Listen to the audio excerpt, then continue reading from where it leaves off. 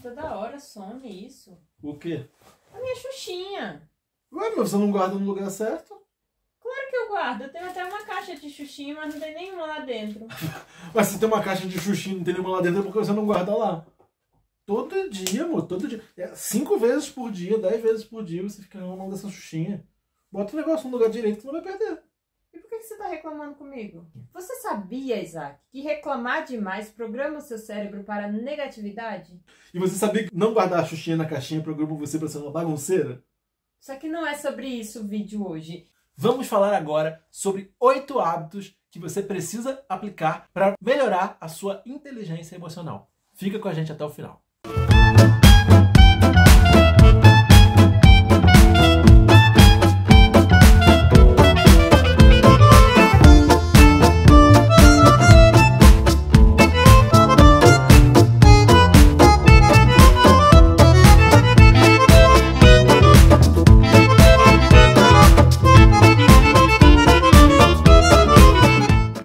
Somos o casal mais leve e falamos de coisas para deixar a sua vida mais leve. E o primeiro hábito é sobre... Nossa, direto assim, sem enrolar pra caramba. Sem enrolar. Nossa. O primeiro hábito é o seguinte: seja uma pessoa mais prática. Busque uma saída prática para os problemas da sua vida, ao invés de ficar reclamando, que nem o Isaac, que fica reclamando quando eu tô reclamando que a minha Xuxinha sumiu. E eu também tava reclamando. Você vai reclamando. Absurdo. A Bíblia diz que nós devemos fazer tudo sem queixas e nem discussões. Isso é difícil para caramba. Porém, o que a gente está falando aqui não é de uma reclamação esporádica, é daquelas pessoas que reclamam de tudo todos os dias. Porém, como a gente já falou disso no outro vídeo, a gente não vai falar do problema, né? Vamos Sim. falar das soluções, porque nós estamos buscando saídas práticas. Cada vez que você tiver um problema, ou sentir raiva, frustração, por algum motivo, ao invés de você ceder ao ímpeto de começar a reclamar, você vai parar, desistir da reclamação e buscar saídas práticas. Ao tentar reclamar de algo, você pensa o seguinte: vai adiantar? Vamos dar um exemplo. Tá calor. Ai, tá calor, tá calor, tá calor, tá calor, tá calor.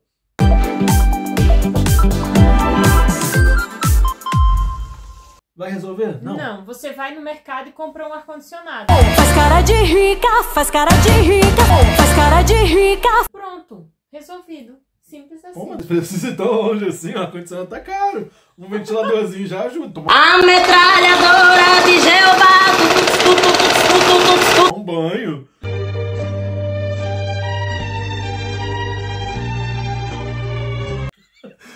Pegar um espanador.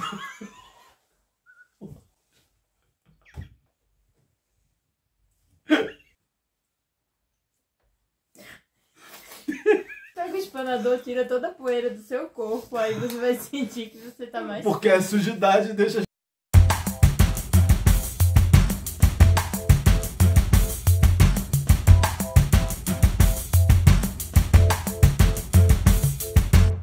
por aí o tempo todo, você vai ficar com mais calor ainda, porque você vai ficar se agitando, então não vai resolver. A mesma coisa com frio. Com frio, de repente, até pode adiantar ficar reclamando, né? Que aí você vai falando, o corpo vai aquecendo. Reclamar reprograma o seu cérebro para a negatividade. O que eu posso fazer para resolver esse problema? Tem uma saída? Ok, então você vai e pratica essa saída. Não tem uma saída? Ore. Busque a Deus em oração e peça para Ele resolver aquilo que você não consegue resolver. Porque você não vai conseguir resolver reclamando também. Senhor, estou querendo reclamar disso, mas agora estou tentando praticar não reclamar mais. Então estou contando para o Senhor me ajude a resolver a situação que eu não sei resolver. O segundo hábito é definir o que você está sentindo antes de tomar qualquer decisão. O que isso significa?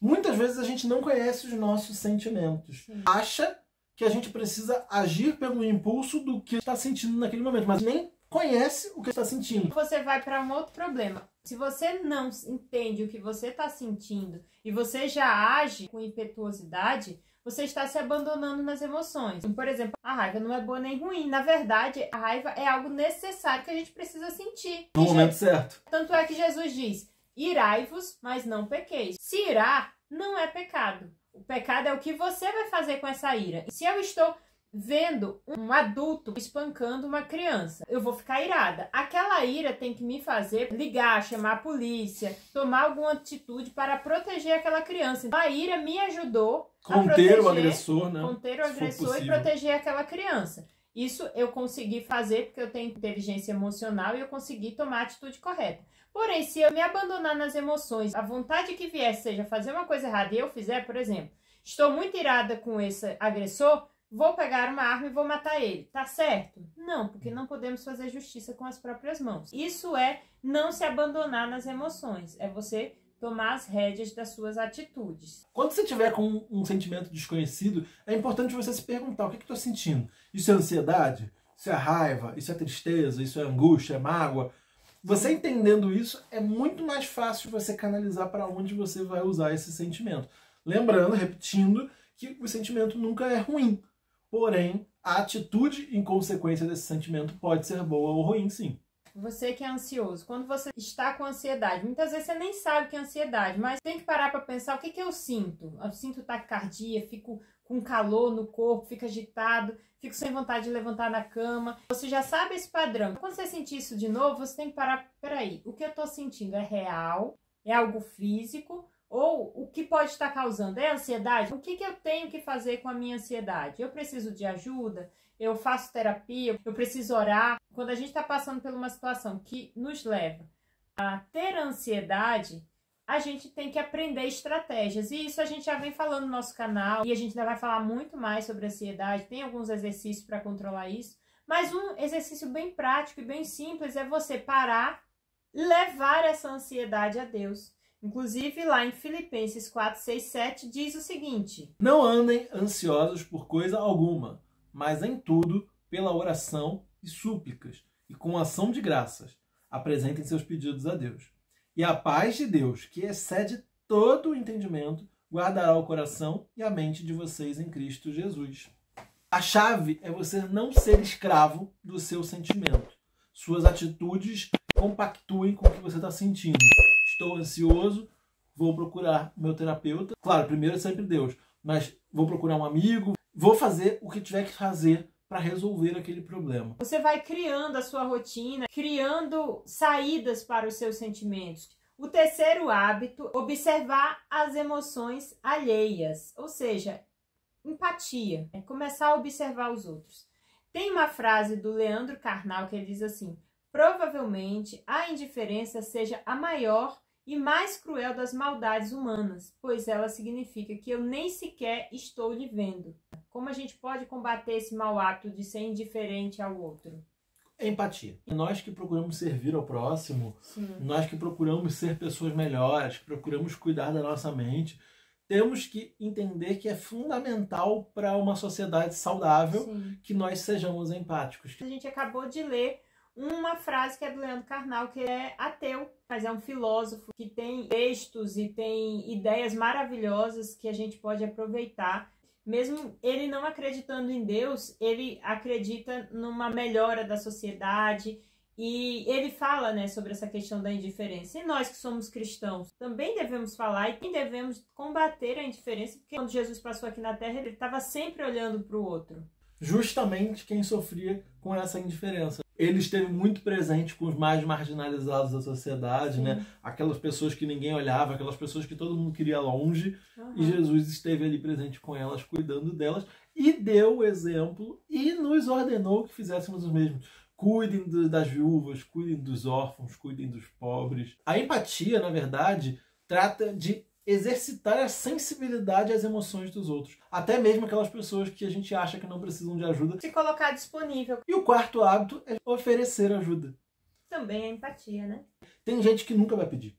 Não quer dar trabalho para os outros. Também tem um pouco de orgulho, que foi algo que eu melhorei bastante. Agora, depois que eu me tornei mãe, passei pelo período do puerpério, em que eu tive muitas dificuldades emocionais com aquela mudança hormonal, e eu solicitei muita ajuda das minhas amigas, de pessoas próximas. Isso faz parte do nosso amadurecimento e da melhora da inteligência emocional, porque, como já falado em outro vídeo, quanto mais orgulho, menor a inteligência emocional. Se eu tivesse tão orgulhosa a esse ponto de não querer pedir ajuda, de repente, esse processo para mim que durou 15 dias do meu puerpério, em que eu estava muito ansiosa, muito preocupada com toda aquela questão do nascimento do bebê, de repente, se eu não tivesse pedido ajuda, poderia ter durado muito mais tempo. Então, para você ver como a gente depende das outras pessoas e como pedir ajuda é importante.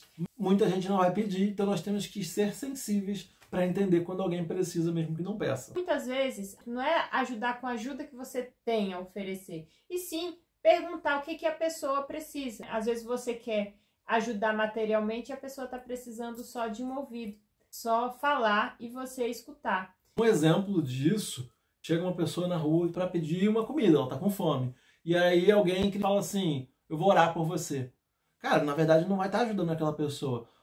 Que ela precisa de Jesus é óbvio, todos nós precisamos. Mas o que ela precisa de imediato é comer. E Jesus agiu assim também com as pessoas. Uma pessoa estava doente, ele falava, levanta tua cama e anda. E depois ele fala, vai, não peques mais, tua fé te salvou. Ele curava físico, emocional, mas curava na raiz do problema primeiro. Para que a pessoa conseguisse entender o que estava acontecendo. Você vai oferecer ajuda espiritual para uma pessoa que está morrendo de fome, que não consegue nem prestar atenção no que você está dizendo, porque a fome dela é grande demais. Teve um momento que Jesus, antes de curar a pessoa, ele falou, os teus pecados estão perdoados. Jesus sabia os pensamentos das pessoas, ele viu que no caso daquela pessoa ali, ele precisava primeiro ser perdoado os pecados para que aí sim ele fosse curado fisicamente. Em Gálatas 6:2, fala assim, levem os fardos pesados uns dos outros e assim cumpram a lei de Cristo. Então, na verdade, é nosso dever cuidar uns dos outros. O quinto hábito é permita-se viver os conflitos. E às vezes a gente passou por um problema muito grande na infância, passou por um monte de dificuldade, e a gente tem filho, e a gente pensa assim, meu filho não vai passar por tudo que eu passei. E tenta criar uma bolha para ele viver, e isso também é extremamente prejudicial. Você vai estar impedindo uns problemas que você teve e vai estar criando outros muito grandes também. Os conflitos são necessários. Antigamente, na pedagogia, se interferia demais assim, em tudo que acontecia. Por exemplo, você via duas crianças começando a debater, discutir, e se interferia imediatamente para que isso não causasse nenhum tipo de dano. Hoje em dia, se entende que é necessário permitir que haja esse conflito para que as crianças entendam os sentimentos delas. É claro que isso não chega a um ponto de uma briga física.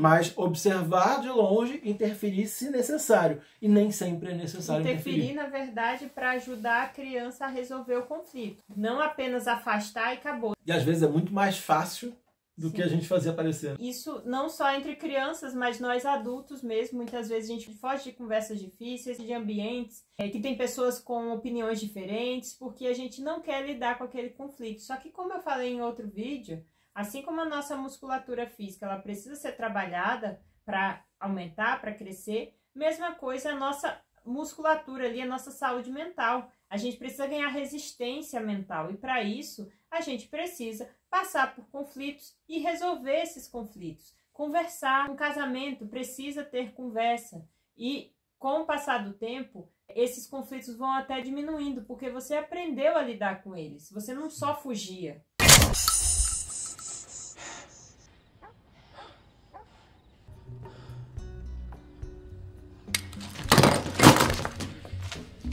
O sexto hábito é abandonar a postura de juízo, parar de julgar, ser misericordioso com seu irmão. Em Mateus 7, do 1 ao 5, diz o seguinte, não julguem para que vocês não sejam julgados. Da mesma forma que vocês julgarem, vocês serão julgados. E a medida que usarem também será usado para medir vocês. Porque você repara no cisco que está no olho do seu irmão e não se dá conta da viga que está no seu próprio olho. Como você pode dizer ao seu irmão, deixa-me tirar o cisco do seu olho, quando uma viga está no seu? Hipócrita, tire primeiro a viga do seu olho e então você verá claramente para tirar o cisco do olho do seu irmão. Não podemos ficar julgando os outros, porque às vezes você está julgando o outro, a mesma coisa que você também falha. Ou você pode estar julgando o outro em algo que você é muito bom, só que em outro aspecto você pode ser muito ruim. Não faz sentido. Quem somos nós que erramos também diariamente para entrar nessa postura de juiz? E muitas vezes as pessoas usam do argumento de que elas estão preocupadas com o outro e por isso elas estão falando isso. Ah, não, eu estou preocupado, essa pessoa está fazendo uma coisa errada e por isso que eu estou falando, a repreensão é importante. Não é bem assim. Até porque quando a gente se preocupa com os outros, ainda assim nós temos que nos avaliar primeiro. Um exemplo clássico disso é quando você está num avião que sempre tem aquelas instruções da saída de emergência e diz que você precisa colocar primeiro a máscara em você, para depois sim você ajudar os outros. Coloque a máscara primeiro em você antes de ajudar crianças ou outras pessoas. A mesma coisa funciona com o julgamento. Primeiro você tem que olhar para você. Tira o do teu olho e aí você vai poder ter clareza e de repente você vai enxergar que o outro nem tinha aquele cisco talvez, né? Isso significa que também devemos cortar totalmente o hábito de fofoca, de ficar falando da vida dos outros. Também entra como julgamento. No lugar dessas práticas, é interessante observar o outro de uma forma misericordiosa e aprender com essa outra pessoa outros pontos positivos que ela tem, porque sempre há coisas boas para aprender com os nossos irmãos. E aquelas coisas que não são tão legais, ter misericórdia. E se em algum momento essa pessoa pedir a sua opinião, pedir ajuda, você pode falar com a sinceridade, mas tendo um jeitinho. Sinceridade com amor. Que era assim que Jesus fazia. O 7º hábito é planejar suas conversas. Muitas vezes a gente fala demais coisas errado.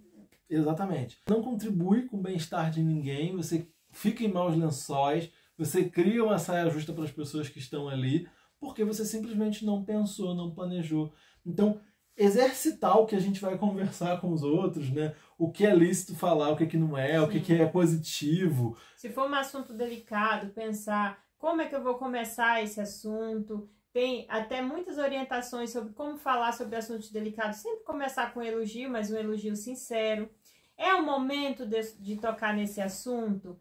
Como eu posso falar de uma forma que essa pessoa não se sinta ofendida? A gente tem que entender que as outras pessoas tiveram uma realidade totalmente diferente da nossa. Então, algo que você vai falar pode não interferir na sua saúde, mas em outra pessoa você tem que tomar cuidado, porque o que você vai falar pode ser um gatilho, pode soar de forma agressiva e também pode acontecer de você ir conversar e a outra pessoa gritar com você, brigar e isso te levar à explosão.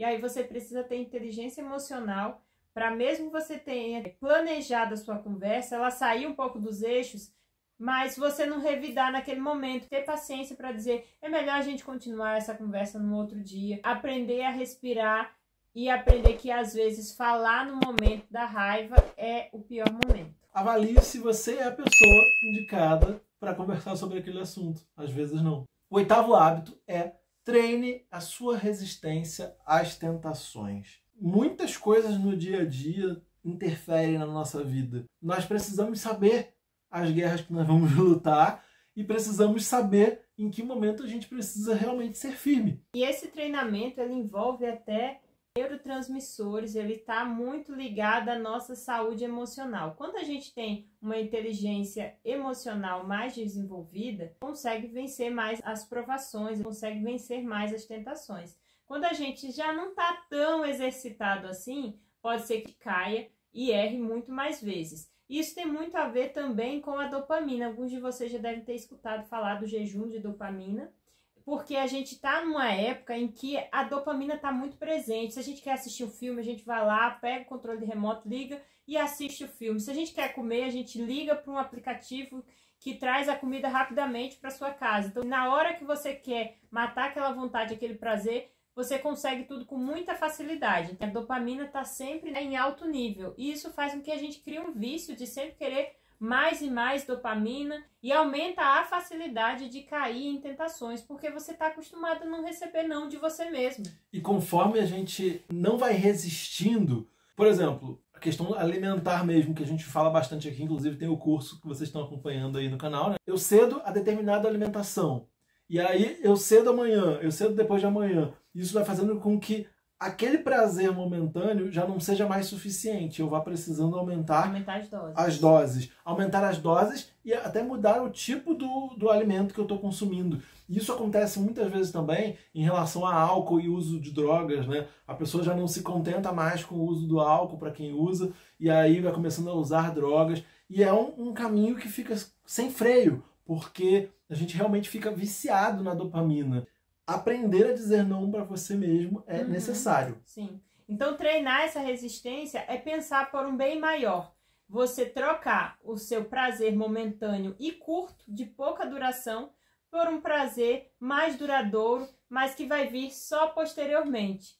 Trocar o prazer momentâneo de comer uma pizza por o prazer duradouro de se alimentar bem e no futuro você perder alguns quilinhos, ou de no futuro você ter uma melhor saúde física ou uma melhor saúde emocional. Então, quando a gente treina, pode até abrir mão de alguns prazeres, mas a gente ganha muito mais saúde emocional e a gente ganha muito mais prazer a longo prazo.